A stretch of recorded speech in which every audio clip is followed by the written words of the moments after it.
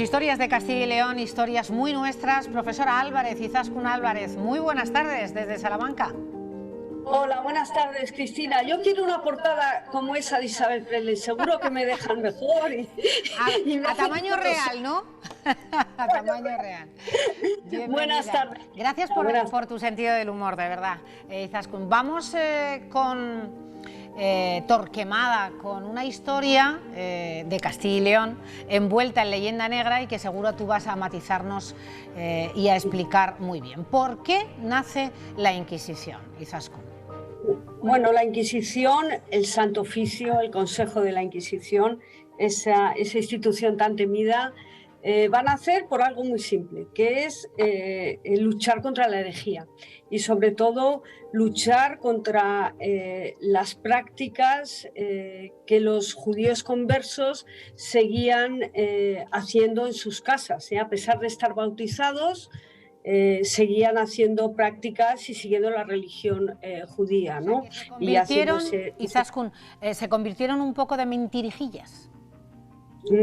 Exactamente, muchos de ellos se convirtieron porque el bautismo hacía que no, que no les persiguiesen y que no acabaran con ellos, sobre todo en las juderías, y muchos se convirtieron, se bautizaron, pero no habían sido adoctrinados, por lo tanto seguían practicando en sus casas esas ceremonias judías y esa práctica diaria de su religión.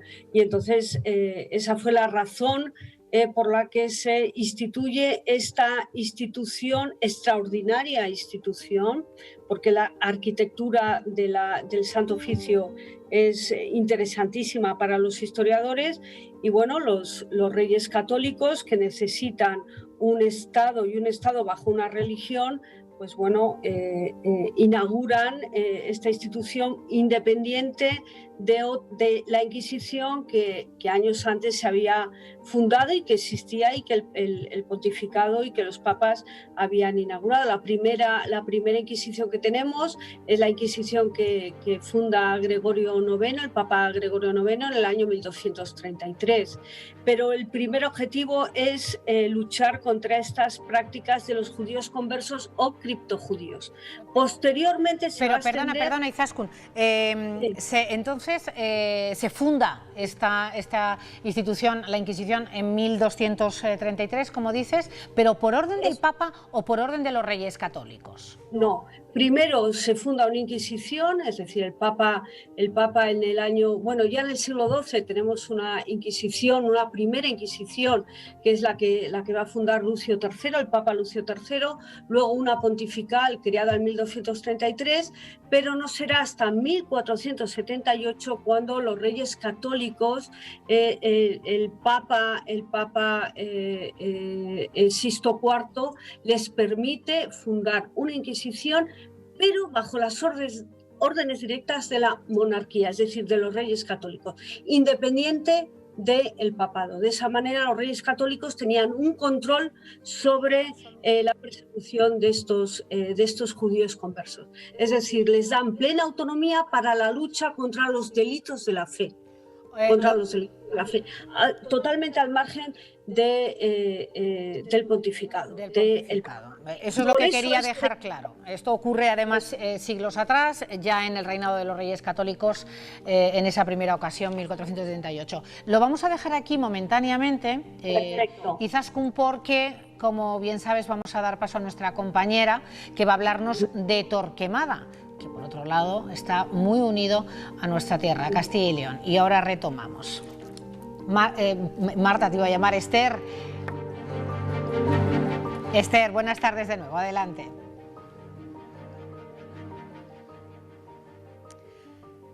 Sí, la figura de Torquemada está vinculada a la Inquisición. Y lo que no sabemos realmente es dónde nació, si en Valladolid o en Torquemada, pero sí sabemos que estuvo muy ligado a San Pablo y a los dominicos, ¿verdad? Buenas tardes, padre Palomares. Buenas tardes, sí.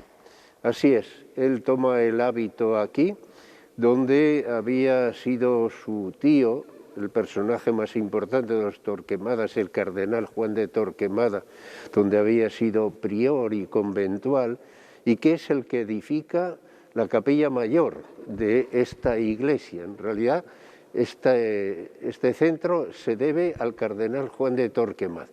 Toma el hábito en Valladolid, estudia aquí en Valladolid, y las referencias de Tomás de Torquemada con relación a Valladolid se acaban ahí, pero indirectamente se le relaciona también con otros hechos del convento de San Pablo. Primer hecho a tener en cuenta, que vive en el convento. Esta es la salida al convento de San Pablo, donde él vivió. Pero estuvo muy vinculado a Castilla y León. Totalmente. A Segovia y a Ávila, fundamentalmente también. Porque Tomás de Torquemada fue prior del convento Santa Cruz la Real de Segovia, que era el primer convento dominico fundado en España, y después porque muere en el convento de Santo Tomás de Aquino de Ávila, que es donde muere, hacia finales del siglo XV. De modo que la relación de Torquemada es Valladolid, Segovia, convento Santa Cruz la Real y convento Santo Tomás dominico también de Ávila. Padre, y me comentaba que muchos no conocen, bueno, casi nadie conoce que aquí está enterrada su familia, o estuvo enterrada. Estuvo, en principio. Esta capilla tiene dos lajas ahí de piedras en las que se ve el detalle heráldico de los Torquemadas, que es una turris cremata, una torre cremada, que todavía se conserva en el blasón heráldico de la familia de los Torquemada.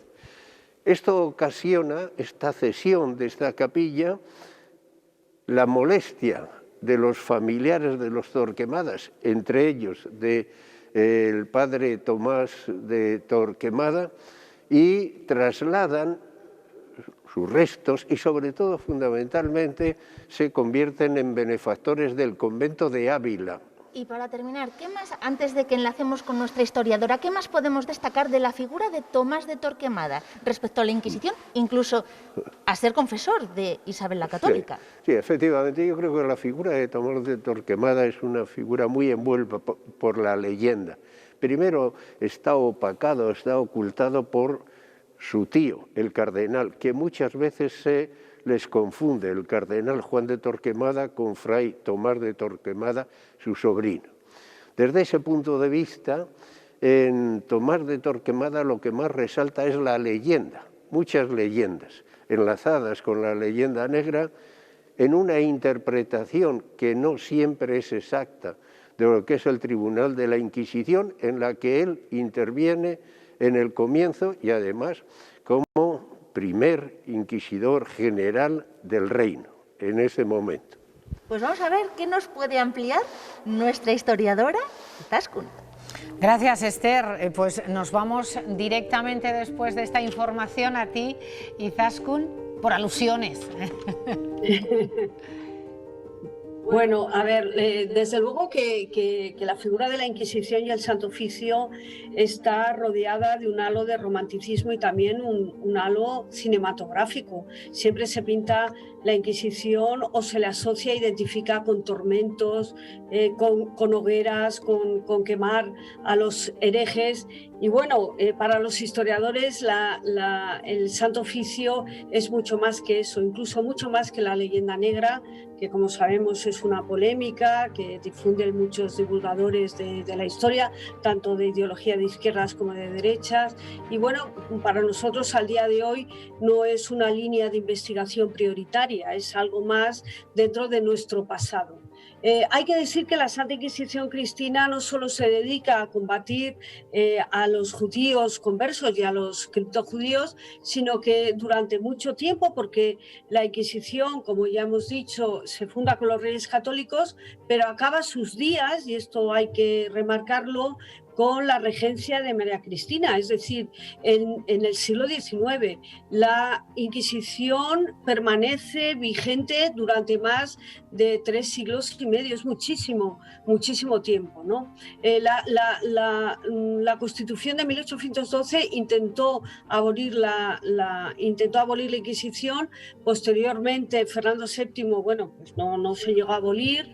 Luego, con el trienio liberal también se intentó, pero hasta que no llega la regencia de Isabel, de la regente María Cristina, la madre de nuestra querida Isabel II, no se abole completamente. Por lo tanto, es una institución que dura mucho tiempo en España y que se asocia directamente a la península y a Castilla. Es una institución, también está en Aragón, también están los reinos de Indias. Tenemos Inquisición y tribunales del Santo Oficio en las capitales del virreinato, en Lima, en México, en la capital del virreinato, Nueva Granada, que es Cartagena, o sea, que en Cartagena de Indias también tenemos la capital del virreinato. Y bueno, pues su celo llega... Izaskun, ¿dónde había tribunales inquisitoriales en Castilla, en nuestra comunidad, en Castilla y León? Bueno, en Castilla, la sede central, el tribunal más importante, estaba en Valladolid, pero luego al principio, sobre todo a finales del siglo XV, principios del siglo XVI, teníamos tribunales inquisitoriales en Ávila. Lo teníamos en Medina del Campo, en Segovia, en Sigüenza, en Toledo, en Córdoba, en Jaén, que era Castilla. Sí. O sea, tribunales muy importantes. Y además no eran solo, no perseguían a los criptojudíos, luego continuaron con los moriscos, también persiguieron delitos que tenían que ver con la blasfemia, con la sodomía, con la brujería. Delitos que atentaban contra la fe, católica, ¿no? Contra la bigamia, las proposiciones heréticas de todo tipo. Con la llegada del luteranismo también se encargan de revisar estos delitos contra la apostasía, contra las prácticas adivinatorias. Es decir, el abanico de delitos que contempla la Inquisición es muy amplio. En el siglo XV, en el siglo XVI y parte del XVII es cuando nos encontramos con una Inquisición muy activa. Luego, los procesos que abre la Inquisición no son tantos. Claro, ahí voy a este último punto y un poco siempre intentando abanderar, contar la historia tal como fue, no transformarla, Izaskun, no contarla ni manipularla por intereses subjetivos. Dentro de ese funcionamiento durante 3 siglos y medio de la Inquisición, ¿cuánto ha habido de esas torturas, de esas víctimas de las que hablamos? Bueno, a ver, se calcula que en todo este periodo los autores, los más importantes, son Henry Kamen, Josep Pérez, Ricardo García Cárcel. Nadie está muy de acuerdo, bueno, no de acuerdo, pero se barajan cifras en torno a unas 125.000 causas abiertas de todo tipo. Se torturaba. Desde luego que se torturaba, pero como también se torturaba en el brazo secular y como se torturaba en muchos lugares de Europa, la tortura era habitual. Claro. Lamentablemente, Cristina, sigue siendo habitual la tortura. Sigue siendo habitual la tortura y una manera de lograr que el reo o el acusado confesara. Lo más interesante de la Santa Inquisición, primero, es que tiene un mandato directo tiene una vinculación directa con la monarquía. Segundo, que es una arquitectura administrativa y procesal única en el mundo. No hay nada igual en ninguna otra parte del mundo. No significa que en otras partes no se persiguiesen herejes o personas que iban en contra de la fe o persecuciones de índole. Pues concreta dónde está esa diferencia, Izaskun. Exactamente. En ese procedimiento administrativo procesal del que nos estabas hablando, ¿qué había de diferente con otro tipo de persecuciones en el resto de Europa? Pues fundamental, que en el resto de Europa no había Inquisición como institución como tal, esa arquitectura y esa estructura administrativa. Los inquisidores fundamentalmente eran de la orden dominica, tenían que estar extraordinariamente preparados y tener un conocimiento en leyes exhaustivo.